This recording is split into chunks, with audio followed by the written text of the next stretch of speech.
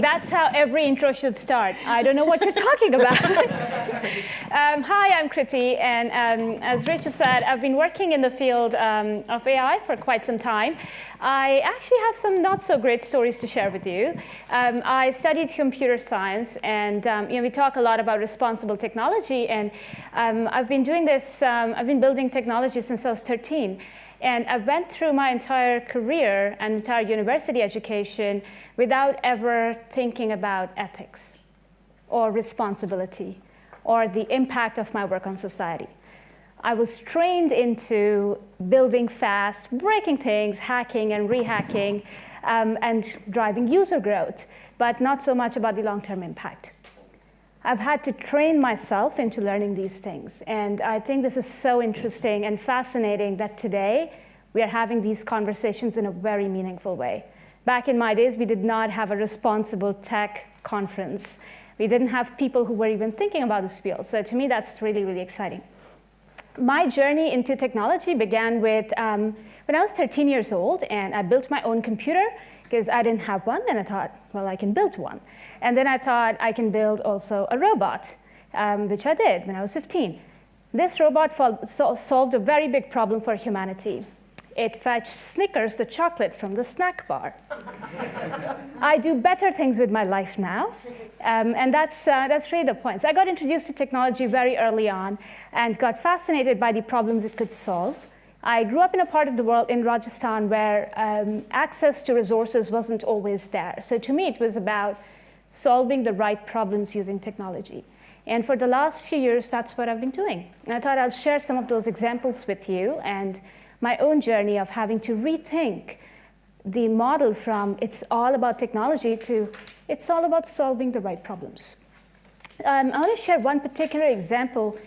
8 weeks ago, I launched a product in South Africa to help women who face domestic violence using AI. It's called Rainbow.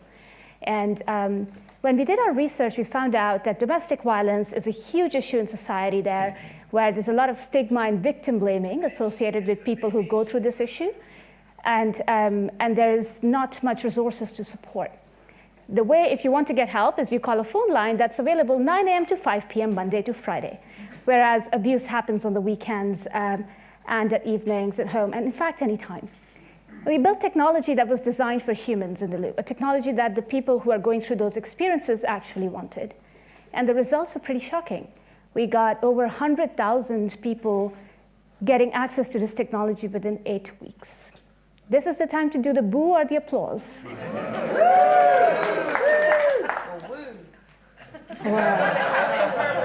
Wait until you come up here. And this is just one of those examples where when you design with the solution, with the problem, with the people who need access to it, and you do it not just me by myself, but with technology, with people who are social justice experts, who are change agents, and you design it with the scale in mind, then the opportunity and the possibilities are limitless. I also learned to be more humble during the course of this project, because I was the dumbest person in the room. There were people who really understood the issue a lot better than me, and I feel like working in the tech field, there's a sense of geeks are going to rule the world, and I don't think it should be geeks like me designing the future of society.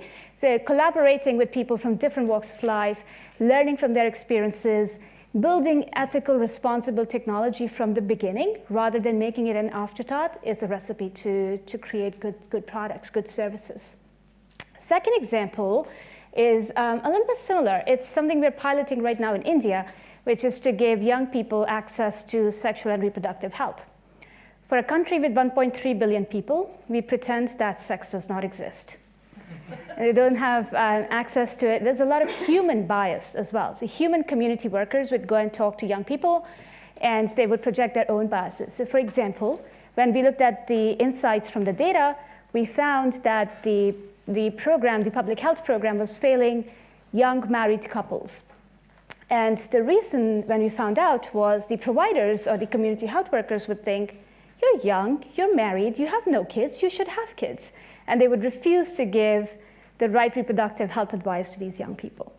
Now, we talk a lot about biases in technology, but it can also be a force to eliminate or highlight biases in humans.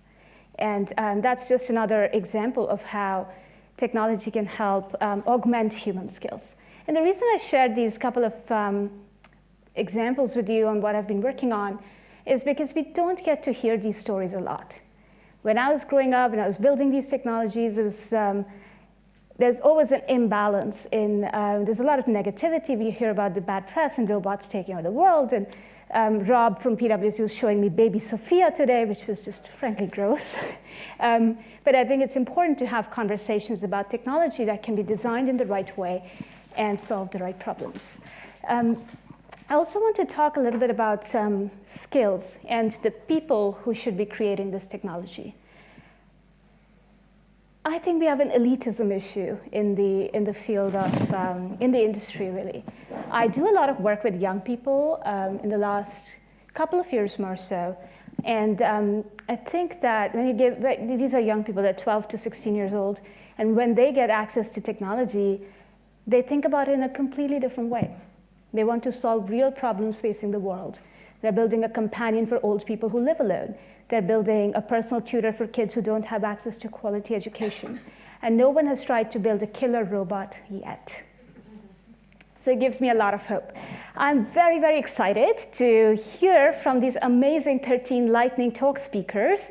And I hope you are too. And I hope they get more cheers than boos. Thank you.